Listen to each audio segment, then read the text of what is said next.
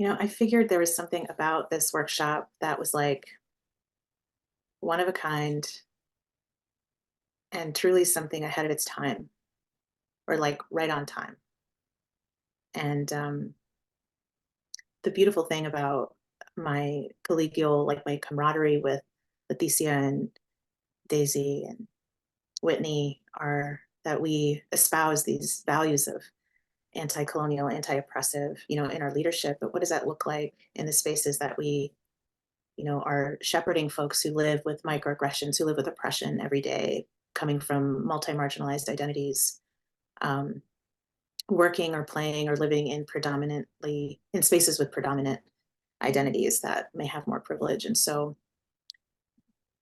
when we created this workshop, we were really looking at like basically this comes from a couple of different ideologies and practices. Like there's Augusto Boal's Theater of the Oppressed and Rainbow of Desire, taking the concept, the practice of the cop in your head, the inner oppressor, and taking Leticia Nieto's developmental liberation model, that is a decolonial aspect of psychodrama, um, bridging that with internal family systems or parts work. So identifying who the cop is in our head and concretizing it, bringing it into form. Yeah. And then speaking from that place. So we get to know who is this cop in our head that tries to protect us every day to survive the realities that we are subjected to. And from there, learning what is it like on the inside? What is it like to live with this oppressor who's trying to help us to survive, but it might not be as authentic, as aligned with who we really are on the inside.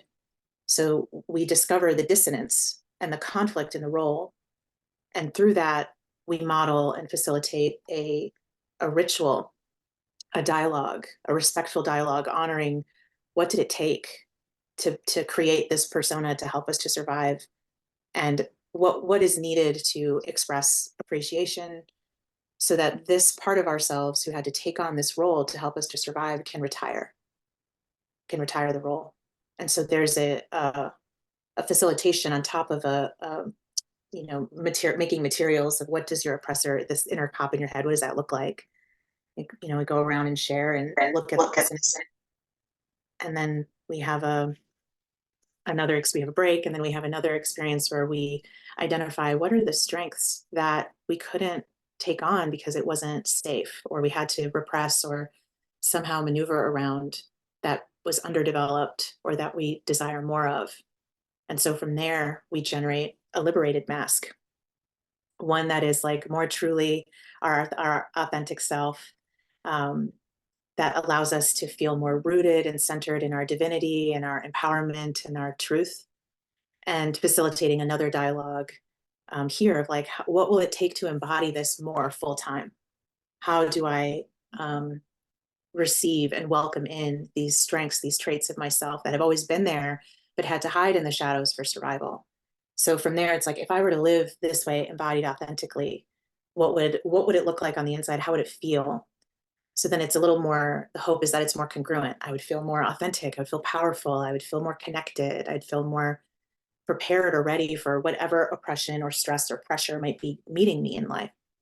And then because it's also celebrating drag culture, and the history of what it took for folks who originated drag through ball culture and things of that nature, like taking this persona and celebrating it in this way. So we did a catwalk, and we had this beautiful idea from Daisy, which is a 360 video.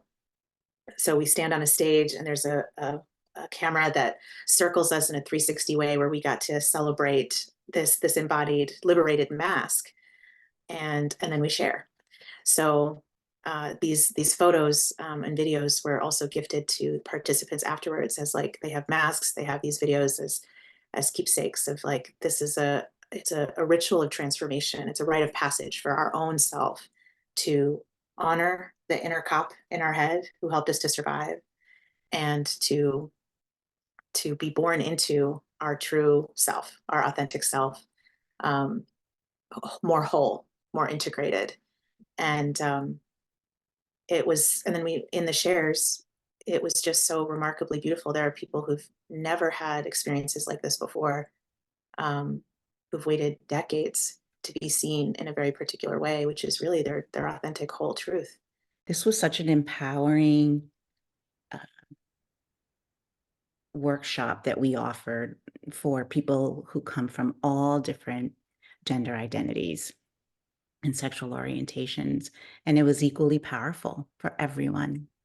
For people on the who are part of the LGBTQIA plus community, as well as, you know, people who are heteronormative. And I think that one of the theories that we integrated was role theory from psychodrama, which is, you know, that the self, the parts of the self that that are tangible, that are called roles, that are learned, can be transformed. And so the cop in the head is a role, you know, a psychological role that can be transformed into authenticity through the warming up to our spontaneity and more, and, you know, and creativity. We create new roles. So psychodrama paired so nicely with the IFS principles, with Theater of the Oppressed, with Dr. Leticia Nieto's developmental model of liberation. And then what it turned into was a sociodrama that in the end, we all came together as a community to resist oppression, pulling from drag art, pulling from IFS, pulling from psychodrama, pulling from Dr. Nieto's developmental liberation model. We resisted oppression and, you know, using drag art in action. And we all were transformed as our authentic self.